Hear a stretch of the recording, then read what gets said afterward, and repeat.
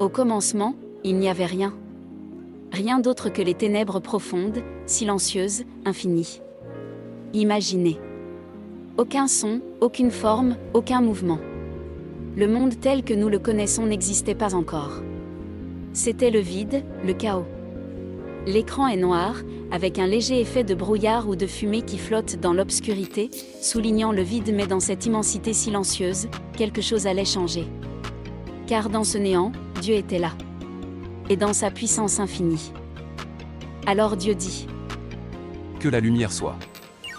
Un éclat lumineux surgit dans l'obscurité. Lentement, la lumière s'intensifie, se répandant et dévoilant peu à peu une vaste étendue vide. Ainsi, la lumière apparut, chassant les ténèbres. La clarté éclatante illumina les cieux et la terre, et il vit que cela était bon. Et dans sa sagesse infinie, il donna à la lumière un nom, il l'appela jour. Et les ténèbres, il les appela nuit. Ainsi il eut un soir et un matin, ce fut le premier jour. Dieu dit : Qu'il y ait un firmament au milieu des eaux, et qu'il sépare les eaux d'en haut des eaux d'en bas.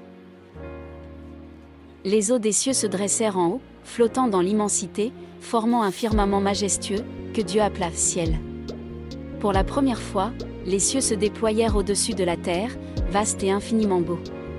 Ce ciel, vaste, illimité, et pourtant si proche de la terre. Un espace où la lumière et l'air pouvaient circuler, où la vie elle-même trouverait bientôt refuge. Dieu contempla son œuvre, et il vit que cela était bon. Ainsi il eut un soir et un matin. Le deuxième jour était achevé.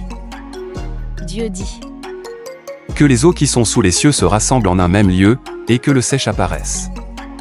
Et il en fut ainsi. Les eaux se retirèrent, obéissant à la parole du Créateur, et elles se rassemblèrent pour former les mers. Là où l'eau avait cédé, la terre émergea, dévoilant montagnes majestueuses, plaines et vallées, prêtes à accueillir la vie. Mais Dieu ne s'arrêta pas là. La terre, bien qu'apparue, restait stérile. Alors Dieu dit : Et la terre obéit. Des forêts luxuriantes naquirent, des arbres imposants s'élancèrent vers le ciel, couverts de fruits abondants.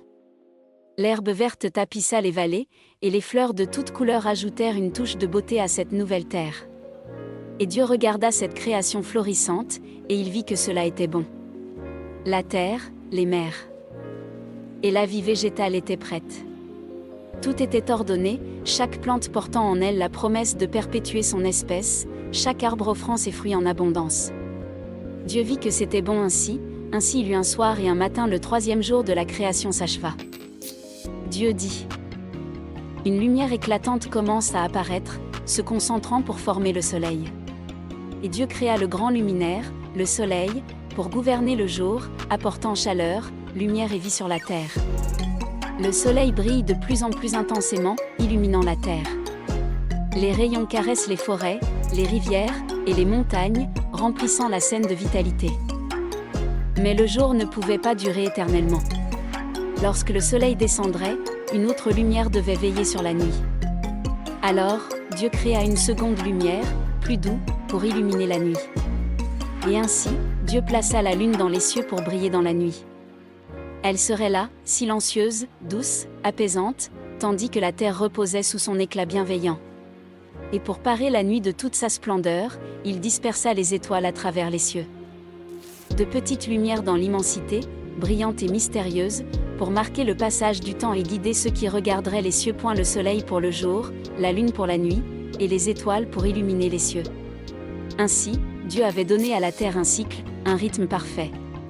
Les saisons allaient se succéder, et le temps allait avancer sous la douce régulation de ces luminaires célestes. Et Dieu vit que cela était bon. Ainsi il eut un soir et un matin, le quatrième jour s'acheva.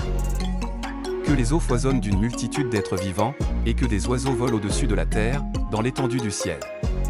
Et il en fut ainsi. Des créatures de toute forme et de toute taille prirent vie dans les océans et les rivières. Les eaux se mirent à foisonner de poissons aux écailles brillantes, de créatures grandes et petites, chacune apportant son propre mouvement et sa beauté unique. Mais les eaux ne furent pas les seules à s'animer.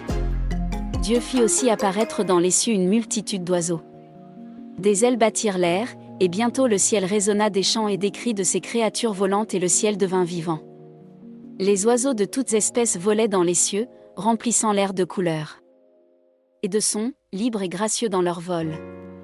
Des plus petits passereaux aux plus grands aigles, tous obéissaient à l'appel de la création. Et Dieu regarda cette création, cette explosion de vie dans les eaux et dans les cieux, et il vit que cela était bon. Les océans étaient maintenant pleins de vie vibrante, les cieux emplis de mouvements gracieux. Et Dieu bénit les créatures des mers et des cieux, leur disant, « Soyez féconds, multipliez, remplissez. » Le 5e jour s'acheva.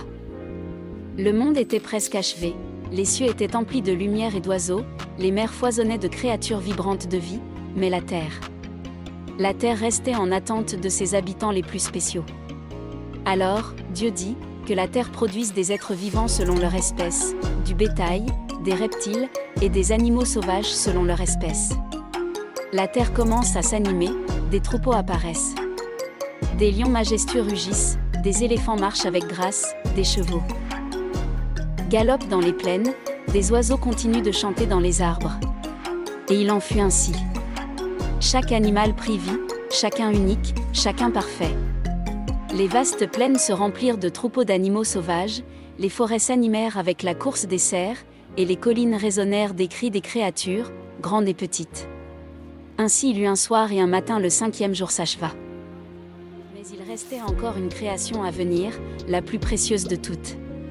Alors Dieu dit, « Faisons l'homme à notre image, selon notre ressemblance. » Et ainsi, Dieu forma l'homme de la poussière de la terre.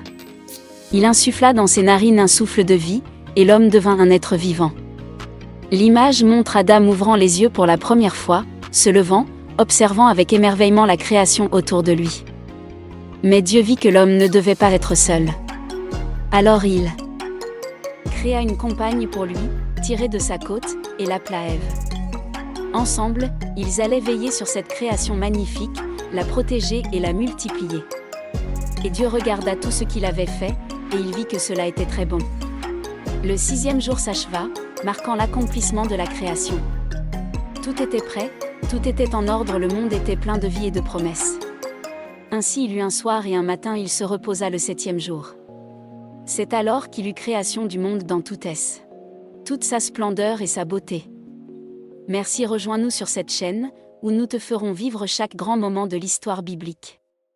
Découvre ou redécouvre les récits qui ont inspiré